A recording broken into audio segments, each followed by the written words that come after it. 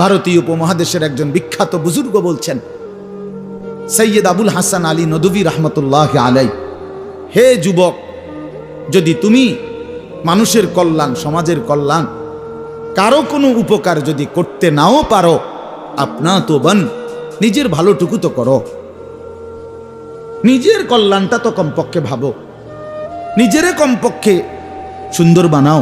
আমি কে? আমি কোত্থেকে আসলাম? আমারে কে বানাইলো? আমি কোত্থেকে আসলাম? কেন বানাইলেন? আমি ফিরে যাব কোথায়? প্রতিনিয়ত দোস্ত বন্ধু আমার, বাপ আমার, যে মানুষগুলো কবরে চলে যায়, তাদেরকে কে নিয়ে যাচ্ছে? কেউ তো নিজের থেকে মরতে চায় না, আত্মীয় স্বজনও তো কারো মৃত্যু চায় না, কিন্তু একজন অদৃশ্য মালিক নিয়ে যাচ্ছে। কেন নিয়ে যায়? কেন নিয়ে যাচ্ছেন? কোথায় নিয়ে যাচ্ছেন? এজন্য প্রিয় বন্ধু, বাপ, এটা আমাদের ভাবা উচিত। এতটুকু যে আমি নিজের কমপক্ষে ভাবি, আপনা তো বান। কোরআনুল কারীমে আল্লাহ বলছে, ইয়া আইয়ুহাল্লাযীনা আমানু আলাইকুম আনফুসাকুম, হে ঈমানদারগণ, মুমিনগণ, তোমরা নিজেকে নিয়ে নিজেকে সাজাও, গড়ো। আলাইকুম আনফুসাকুম, নিজেকে মজবুত করে ধরো, নিজের ভালোটুকু করো, নিজের সৌন্দর্যটুকু বুঝো। কোরআনুল কারীমে আল্লাহ বলছে, ভাইয়া, ওয়ালা তুলকু বিআইদিকুম ইলা তাহলুকা, হে আমার বান্দা, নিজেকে নিজে ধ্বংস করে দিও না, নিজেকে নিজে বরবাদ করে দিও না। একটা মোটর সাইকেল, অনেক ছেলে পেলে, আমি প্রায় সময় বলি, আমার এতটা মায়া লাগে যে হায়, নিজে একটা মোটর সাইকেল এইভাবে চালায়, মনে হয় একটা কুত্তাও এভাবে দৌড়ায় না, এত দ্রুত গতি। আহা সন্তান, অ্যাক্সিডেন্ট করলে তো তোমারই পাওটা ভাঙ্গা যাবে, অ্যাক্সিডেন্ট করলে তোমার মাথাটা ফাইটা যাবে, অ্যাক্সিডেন্ট করলে তুমি তো রক্তাক্ত হয়ে যাবে। এতটুকু ভালো যদি না বুঝে এই পাগল, এই মাতাল, কি পরিমাণ মাতাল, এ কি পরিমাণ মাতাল! খুব জোরে চালাইলে মানুষে দেখবো, মানুষে দেখতে দেখতে তো তুমি গেছো গা, তো কি দেখতো মানুষে? এটা দেখবো কি? তা তুমি দেখবার আগে তো তুমি তো দৌড় দিছো কুত্তার মতো, তো তোমার কি তা চাইতো মানুষ? কি দেখবো? এটা দেখার কি আছে এটাতে? আস্তাগফিরুল্লাহ, আস্তাগফিরুল্লাহ। এরকম অসংখ্য বিষয় আছে যে তুমি যদি মনে করো দিবানিশি চরিত্রহীনতার মধ্যে ডুবে গেলা, উলঙ্গ ছবি, নর্তকীর নাচ, জেনা, ব্যভিচারের দৃশ্য দেখলা, সারা রাত সারা দিন মোবাইলে, প্রিয় বন্ধু আমার, ভাই আমার, তুমি একবার ইনসাফের সাথে ভাবো যে এর পরিণতিতে তোমার হালাত কি হবে? তোমার শরীর, তোমার যৌবন, তোমার যৌন শক্তি, তোমার যৌবনের সক্ষমতা, এটা যখন প্রয়োজনের মুহূর্তে হারায় যাবে, তুমি যখন ফকির হয়ে যাইবা, একদিন শরীরের সক্ষমতার অভাবে যখন ধুকে ধুকে কাঁদবা, দুনিয়া তো বেইজ্জতি, আখেরাত তো বেইজ্জতি, তো কি হবে সেদিন? কে তোমার খবর নিবে? কে কার খবর নেয়? স্বার্থপর এই দুনিয়ায় কেউ কারো খবর নেয় না দোস্ত, এই স্বার্থপর দুনিয়ায় কেউ খবর নেয় না। তুমি যেদিন মরে যাবা, আমি যেদিন মরে যাব, সেদিনও পৃথিবীতে সূর্য উঠবে, চাঁদ উঠবে, এই গাড়ি চলবে, সিএনজি চলবে, অটো চলবে, দোকানপাট খুলবে, ব্যস্ত মানুষ, সব বাজার ব্যবসা ঠিকই চলবে, সব দৌড়াচ্ছে, শুধু আমি নিস্তব্ধ, শুধু আমি থেমে গেলাম। আমার হাত আর নড়ে না, পা আর নড়ে না, আমার আর চোখ খোলে না, আমার আর জিন্দিগির কোনো স্পন্দন নাই। এরই নাম দুনিয়া, এরই নাম দুনিয়া। বিকালবেলা যারা জানাজা পড়ছে, এই স্ত্রী ছেলে কাঁদছে সারাদিন বাপের জন্য, স্বামীর জন্য, এই মানুষগুলোই রাত্র 9টায় আবার পাশের বাড়ির থেকে রান্না করে আনছে, এরাই পেট ভরে ভাত খাইতেছে। এর নাম দুনিয়া, এর নাম দুনিয়া, এর নাম দুনিয়া। এই মানুষগুলো তো একদিন উপাস থাকলো না, আপন সন্তান, আপন স্ত্রী, তাহলে ধোকার এই দুনিয়া কার জন্য সাজাইল? কার জন্য বলেন? বলেন কার জন্য? ইয়ালামুনা যাহিরাম মিনাল হায়াতিদ দুনিয়া ওয়া হুম আনিল আখিরাতি হুম গাফিলুন। আল্লাহ বলে, বান্দা, দুনিয়ার জীবন তো খুব বুঝলা, কিন্তু আখিরাতের ব্যাপারে গাফিল হয়ে রইলা। আমার ছেলেরা, তোমরা বলো ভাই, তোমরা যারা খোদার 365 দিনে একটা বছরে কোনোদিন ফজরের নামাজ কোনোদিন পড়ো নাই, তোমার এই পরিণতি তোমার এই গন্তব্য শেষ কোথায় তুমি বলো? ইনসাফের সাথে তোমার বিবেককে, প্রিয় বন্ধু, 1 মিনিটের জন্য আমি তোমার বিবেককে বললাম, তুমি বলো, সারাদিন যে উলঙ্গ ছবি দেখলা, সারা রাত যে নর্তকীর ছবি দেখলা, এরপরে তোমার গন্তব্য কোথায়? থামবা কোথায়? তুমি কোথায় গিয়ে থামবা? তোমার পরিণতি কি? তোমার টার্গেট কি? এই নাচ, এই গান, এই ছবি, এই জেনা, এই ব্যভিচার, এই মদ, এই জুয়া, এই ফেন্সিডিল, এই ইয়াবা, আরে নাফরমান, তোরে শেষ পর্যন্ত কোথায় গিয়ে থামাবে? তোরে একটা জানোয়ার ছাড়া, একটা কুকুর বিড়াল ছাড়া, একটা হাইওয়ান ছাড়া আর কিচ্ছু বানাবে না। তোরে একটা নর পশু বানায় দিবে। চরিত্রহীন মানুষ থাকে না, লম্পট কোনোদিন মানুষ হয় না। মদখোর, নেশাখোর, জুয়ারি, ফেন্সিখোর, বাবাখোর, ডাইলখোর, ইয়াবাখোর, ফুট্টাখোর, হারামখোর, ওই মানুষ থাকে না, ওই জানোয়ার হয়ে যায়। জানোয়ার, জানোয়ার হয়ে যায় বেটা, জানোয়ার হয়ে যায়। যে কপাল সেজদা দেয় না, সে কপাল, যে মানুষ মানুষ হয়ে সেজদা দেয় না, আল্লাহর কসম, আল্লাহ তাআলা কোরআনে বলছে, ইবলিস তুই সেজদা দিলি না, আজকের থেকে তুই শয়তান। এজন্য যে কপাল সেজদা দেয় না, সে মানুষ নয়, শয়তান। শয়তান বেটা, তুই বেটা শয়তান, শয়তান। এটা এর আগে কোনদিন ইবলিসকে শয়তান বলতো? কোন দিন থেকে বলছে? যেদিন থেকে সে সেজদা দেয় না। কথা বলেন না কেন? ইবলিসের আগে কি শয়তান আছিল? সেজদা যেদিন দিল না, সেদিন থেকে মালিক বলল, আজকের থেকে তুই শয়তান। ইবলিস যেদিন সেজদা দিল না, সেদিন আল্লাহ বলল, ফখরুজ ফাইন্নাকা রাজিম, বের হ, আজকের থেকে তুই রাজিম, অভিশপ্ত, মালউন, অভিশপ্ত, রাজিম। আল্লাহ বলছে, ওয়া ইন্না আলাইকাল লানাতা ইলা ইয়াউমিদ্দিন। ইবলিস তুমি সেজদা দিলা না, মনে রেখো আজকের থেকে কিয়ামত দিবস পর্যন্ত তোর উপরে আমি আল্লাহর লানত। এজন্য বেনামাজি তোর উপরে আল্লাহর লানত, তোর উপরে আল্লাহর লানত, তোর উপরে খোদার গজব। আর আল্লাহর লানত যার উপরে, সে সুখ পায় না। ওই মালিকের সাথে গাদ্দারি করে সুখ মিলে না। খবর নিয়ে দেখো, তুমি না জানলে আমি জানি। জিন্দিগির আজ 21 বছরের এই ওয়াজের জীবনে কত শত মানুষ জীবনের কত দুঃখ বেদনা আমরা তো শুনি না। আমরা কাছে দোয়া চায় না। কোনো হারামখোর, কোনো সুদখোর, কোনো ঘুষখোর, কোনো বেপর্দা নারী, কোনো বেহায়া নারী, কোনো মদখোর জুয়ারি, কোনো নারীর সাথে অবৈধ সম্পর্ক স্থাপনকারী পুরুষ কিংবা নারী, আল্লাহর কসম সুখে নাই, সুখ মিলে না, সুখ মিলে না। নোনা জলে তৃপ্তি হয় না।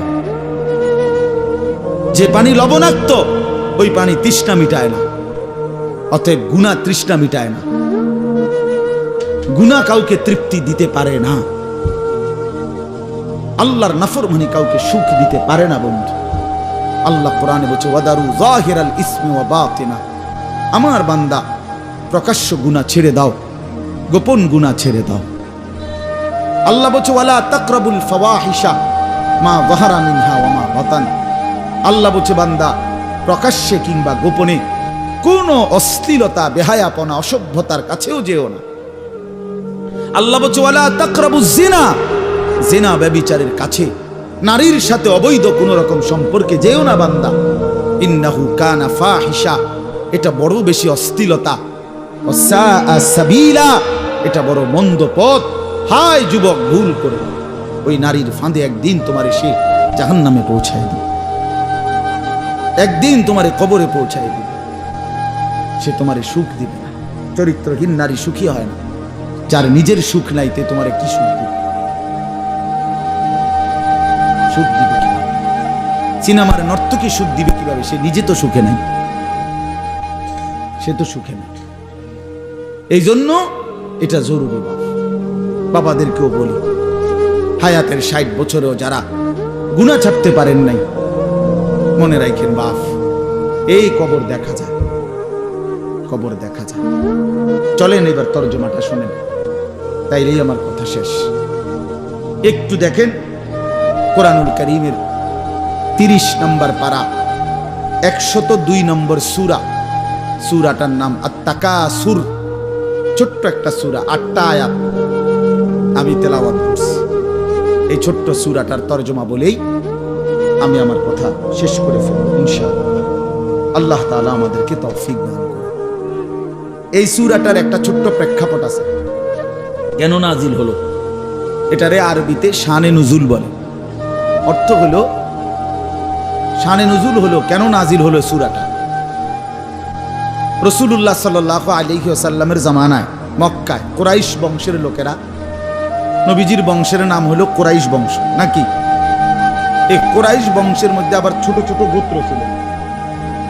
এই ছোট গোত্র, মনে করেন আমার দাদা তো প্রথম, ধরে নিলাম আমগোই বাড়ি, মনে করেন আমার দাদা ছিল প্রথম, দাদা বাড়িটা বাঁধছে, কথার কথা। তো এখন আমার দাদার 4 ফুট, মানে আমার বাপ চাচারা 4 জন। তো আগে তো দাদার সাথে বাপ চাচারা 4 জন একসাথেই ছিল। তো দাদা মরে গেল, এখন বাপ চাচাদেরও সংসার বড় হয়ে গেল, ফলে এখন সবাই আবার আলগা আলগা আরো জায়গা জমি কিন্না ডাইনে বামে গদ্দুয়ার করছে, আরো বাড়ি ঘর বাড়ছে। এখন চাচার বাড়িও আলাদা নামে পরিচয়, জেডার বাড়িও আলাদা নামে পরিচয়, আমগো বাড়িটাও কি আলগা নামে পরিচয়, এমন আছে না, এই আর কি।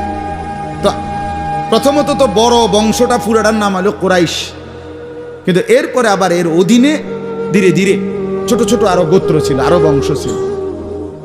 এই যে ছোট বংশ যেগুলো ছিল, এরা প্রতিনিয়ত এদের একটা বদভ্যাস ছিল যে এরা নিজেদের মধ্যে অবসর পাইলেই নিজেদের ক্ষমতা, প্রভাব, প্রতিপত্তি, অর্থ সম্পদ, স্ত্রী পরিজন, সন্তানাদি, বংশধর, কার কদ্দুর কত বেশি দুনিয়া, এই নিয়ে নিজেদের মধ্যে বড়াই করত, প্রতিযোগিতা করত, তর্কাতর্কি করতো আর কি।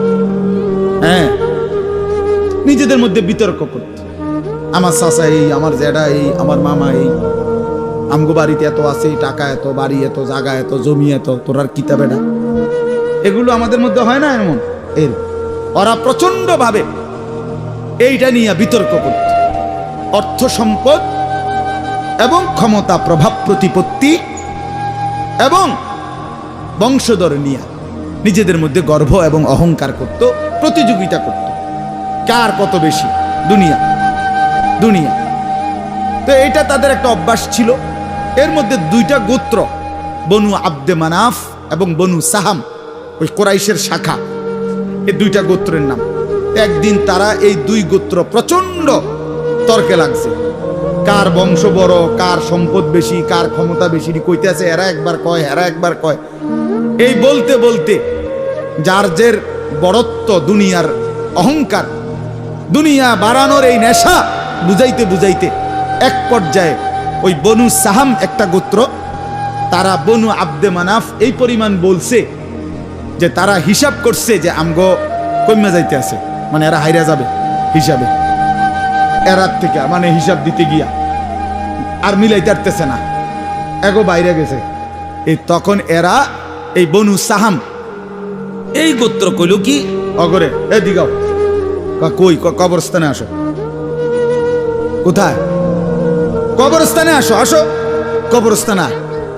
কবরস্থানে কি আসো না, তা আইসা এবার কবরস্থানের সামনে আইসা তাগো ওই মুর্দা যারা কবরে তাগো বংশের, এবার এই হ্যাগো হিসাব দিয়ে আইতেছে। এই বেটা আমার চাচা মরলে কি হইছে, চাচা কি আছিল তুই জানোস বেটা, আমার দাদা মরলে কি হয়েছে বেটা, হ্যাঁ আমার দাদার ভয়ে দাদা নিজে কাঁপতো বেটা। তার মানে এবার অহংকার করতে করতে দুনিয়ার বড়াই বুঝাইতে বুঝাইতে জীবিত দিয়ে আর হিসাব না মিলাইতে পাইরা কই গিয়া পড়ছে, কবরস্থানে গিয়া পড়ছে। এদের এই মন্দ আচরণ আল্লাহ তাআলা নারাজ হয়ে আল্লাহ তাআলা তখন এই আচরণের কারণে কোরআনুল কারীমের এই সূরাটা নাজিল করছেন। 102 নম্বর সূরা আত-তাকাসুর নাজিল করে আল্লাহ বললেন, হায় বান্দা কি করছো, করছোটা কি? এইনি কাজ ছিল, এইনি কথা ছিল তোমাদের। দুনিয়া বাড়ানোর নেশা, দুনিয়ার প্রতিযোগিতা, সম্পদ, বংশধর, এই গর্ব, এই বড়াই, এই হিসাব তোমাদেরকে ডুবাইয়া দিল, আখিরাত তো ভুলাইয়া দিল। এই তখন আল্লাহ তাআলা বলেন, কি বলেন শুনেন, আলহাকুমুত তাকাসুর। আলহাকুম এই শব্দের দুইটা অর্থ, শাগালাকুম ও আনসাকুম। আল্লাহ তাআলা বলেন, হায় আলহাকুম তোমাদেরকে ব্যস্ত করে ফেললো দুনিয়া, আর আনসাকুম আল আখিরা তোমাদেরকে আখিরাত ভুলাইয়া দিল। তোমরা কবর ভুলে গেলা, হাসর ভুলে গেলা, পরকালের হিসাব ভুলে গেলা, আখিরাত ভুলে গেলা, আর দুনিয়ার মধ্যে ডুবে গেলা। কি কারণে ডুবলা, কি কারণে আখিরাত ভুললা? আত-তাকাসুর, এই বাড়ানোর প্রতিযোগিতা। অর্থ সম্পদ, ক্ষমতা, বংশধর, টাকা পয়সা, মাল দৌলত, এগুলো বাড়ানোর নেশা তোমাদেরকে আখিরাত ভুলাইয়া দিল আর দুনিয়ার মধ্যে ডুবাইয়া ফেললো, ব্যস্ত করে ফেললো।